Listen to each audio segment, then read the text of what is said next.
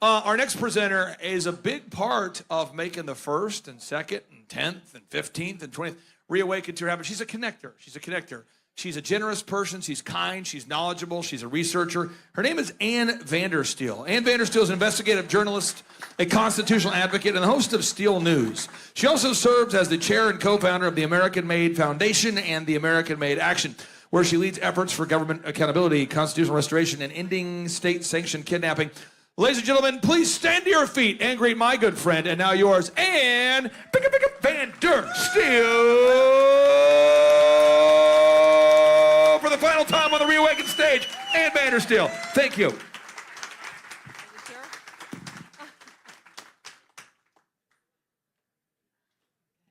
Thank you, Clay. Tulsa, it's great to be back. Truly it is. I can't tell you what this means to me, and you know, we think back, what, 6 years ago, 5 years ago when we started this? None of us are the same people, and a lot of us have changed for the right reasons and for the best reasons of all because of everything you've learned that has come from right here. I took a different path. I was in news for a long time, and that's where I cut my teeth, and I was tired of complaining about the issues that we were seeing every single day. And of course, the theme you keep hearing here is, if you're gonna make America great, you've gotta make your families great. And God put us on this earth to be here, to procreate, but he wants us to protect our children. And so I've taken a little bit of a different path with some incredible people. I'm gonna share that story with you today. But before we get started, I want you to see this incredibly powerful video.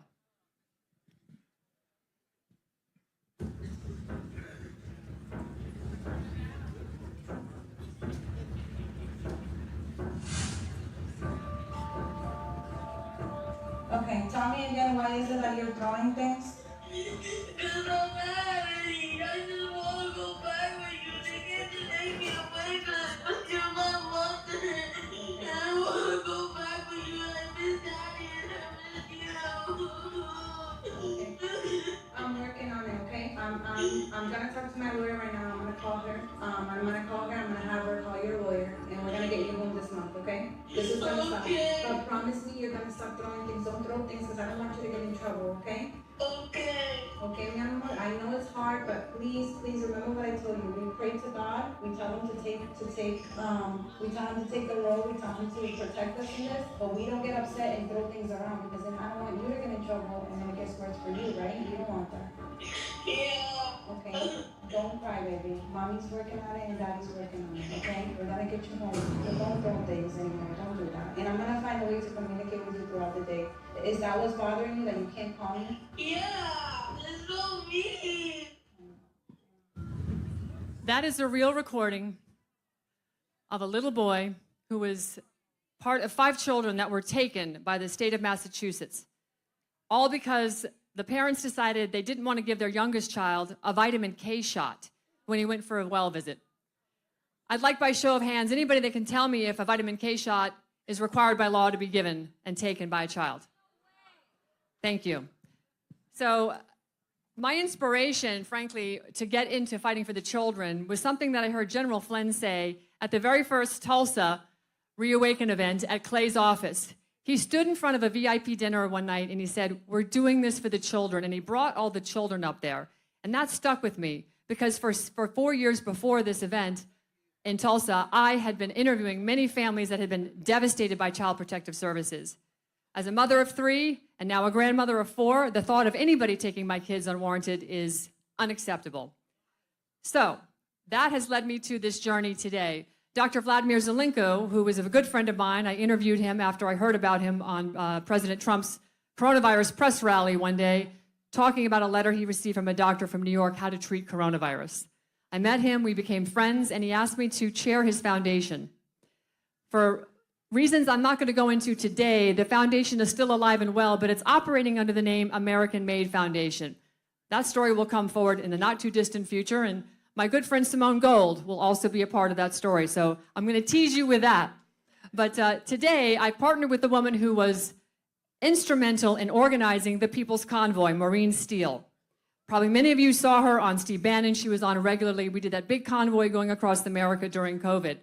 And Maureen and I set up American Made Foundation specifically to fight, the government accountability, which is never happening, We are fighting for your constitutional liberty because we're being governed by state codes and U.S. codes and statutes that have nothing to do with we the people. We're fighting for your civil rights, which seemingly are trampled on every single day, including in our elections. We're fighting for the fact that the families are being destroyed and that you all are getting completely misinformed. So we are doing this because the American family has to be strong, and we're under attack right now, and that is never more apparent than today. Specifically, when you look at what's happening with family separation. Too many children right now are in custody. Let me ask you, by show of hands, if 500,000 Americans were being held hostage in Iran right now, or Syria, or Iraq, or wherever, would we have the military over there doing something about it? Why are we not fighting at the same vigor for 500,000 children that are being held hostage by state-sanctioned kidnapping all over this country? That is happening today. So this is why we fight. This is why we're getting into this. And this is why I decided to step away from daily media and take a straight line, one path to do something about this problem. Because this is actually systemic of all agencies across our government, which have nice sounding names. The Environmental Protection Agency, for instance. What environment are they protecting? Are we not getting cluttered now with AI data centers? Do they not want more, just destroying our resources? Where's the EPA fighting that? They're not. This is why we have to take a stand against Child Protective Services, because again, a nice founding name is doing everything but protecting the family. We've seen children removed without any meaningful due process. We've seen families silenced with courts that are sealing documents because they don't want the truth to get out. We've seen parents treated as guilty before evidence has ever been presented. We see medical disagreements come into play, just like I told you about that little boy with the Rivera family. We see poverty as an excuse to take a child. When does poverty represent somebody who's abusing a child? Why aren't we helping the family?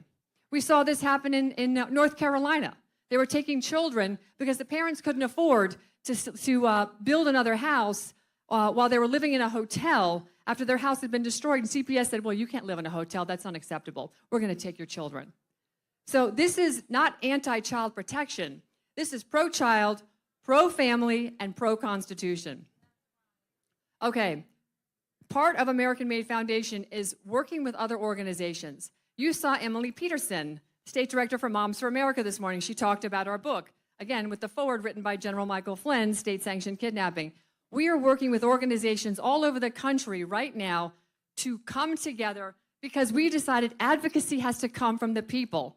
You all in the room are so much more powerful than the state would have you believe. And while we can sit here and educate and do documentaries and write books, write legislation, do all these things, we need you to come forward. So the Family First Coalition is an affiliation of just we the people.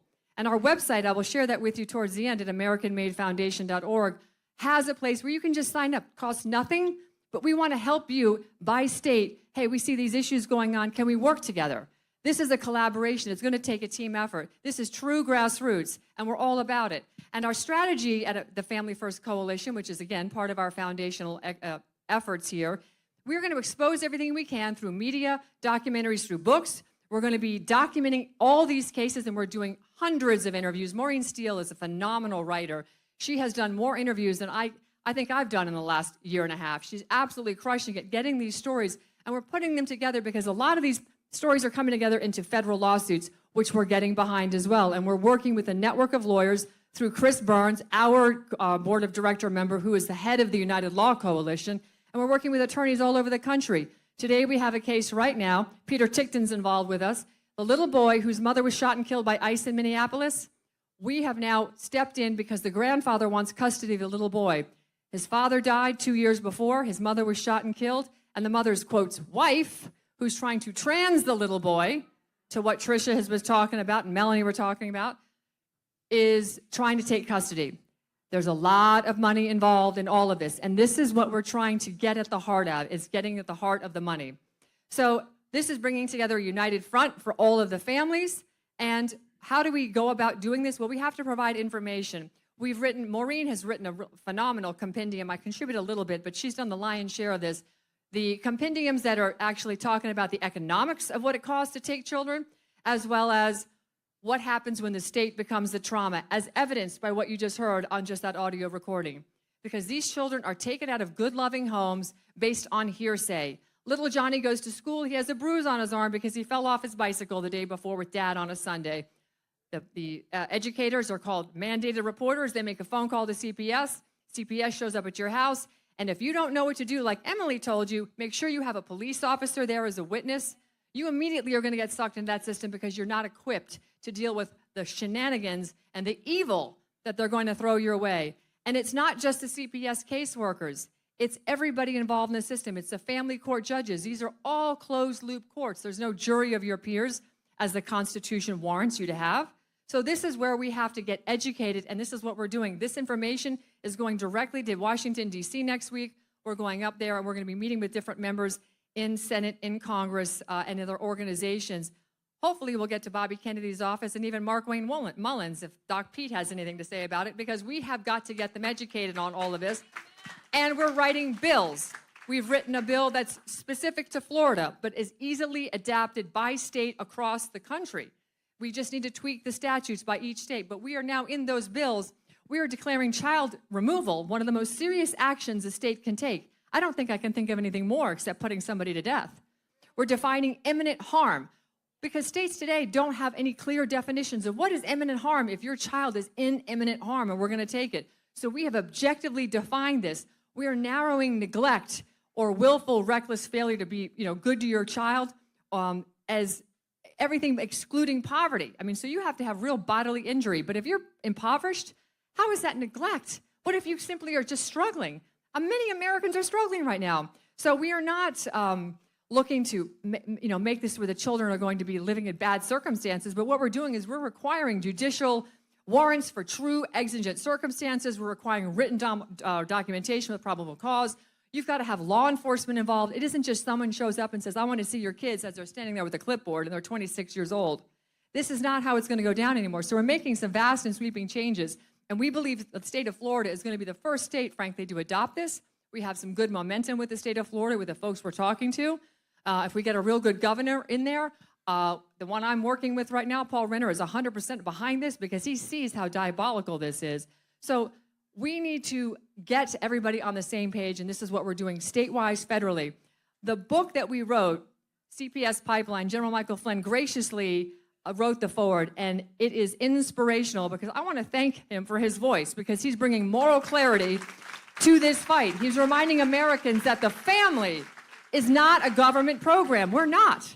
We are individuals. We are free. Our families are the foundation of civilization. So this is our local action to make a national impact.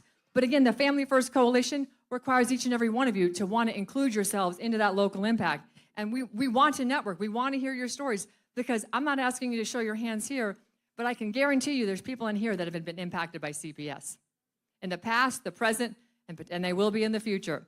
So in our book, we cover a variety of information, but what you're going to find is it summarizes basically three major themes of the CPS pipeline. First of all, you've got the machinery behind the family separation. You've got the medical and foster care harms that children can actually face either in removal or actually in the locations that they're being brought to, the trafficking that goes on. And when I say trafficking, I'm not just talking about sex trafficking. I'm talking about the money associated with trafficking children. There's children that have been documentedly moved 20 times in a year. Why? Because every time they're bounced to a different foster care home, it's $64,000 for a new bed.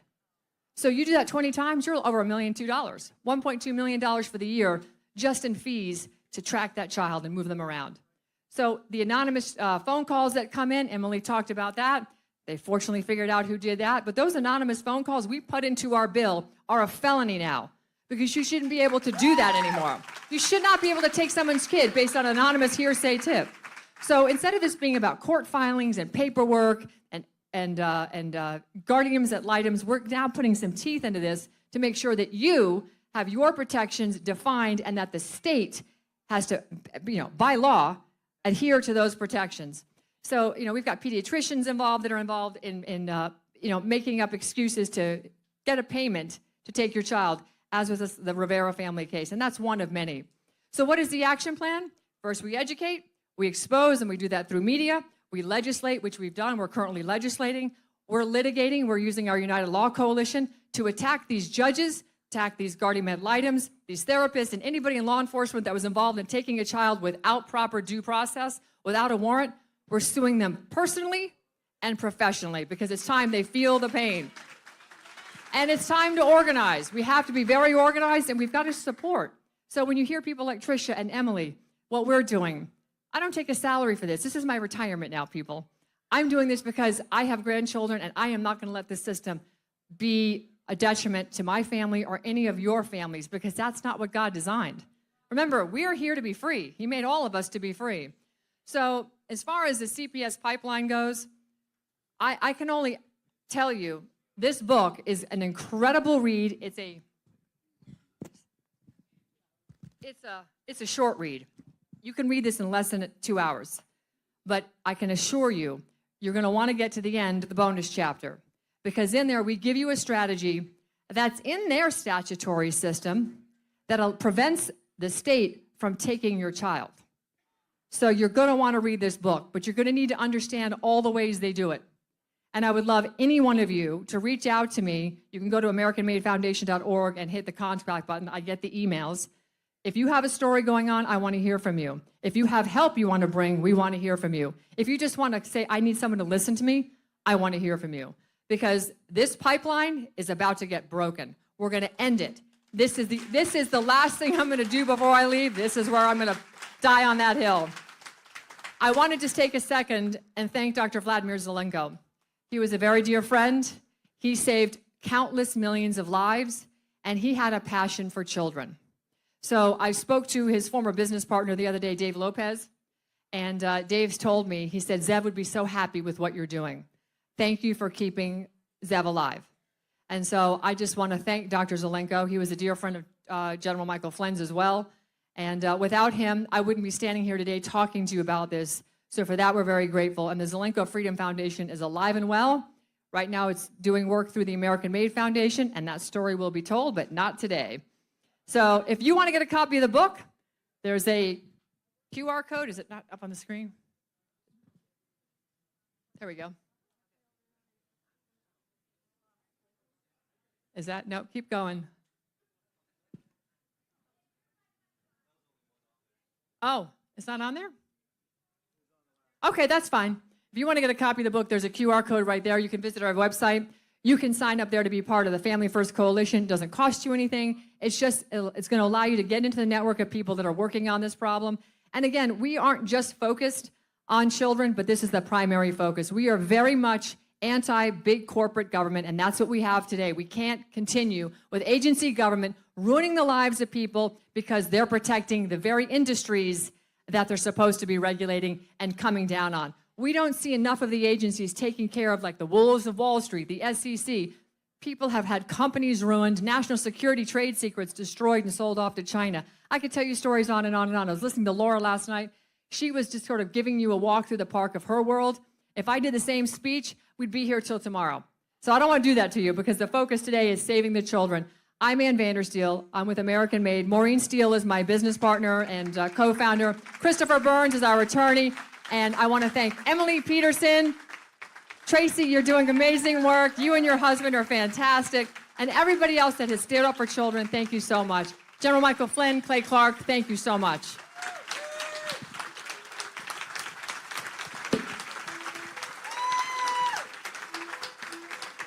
Thank you, Ann Vandersteel. Hey, yes.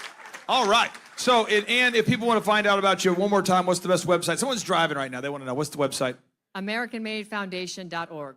All right. There it is, folks. You heard one more time. Let's hear for Ann Vandersteel.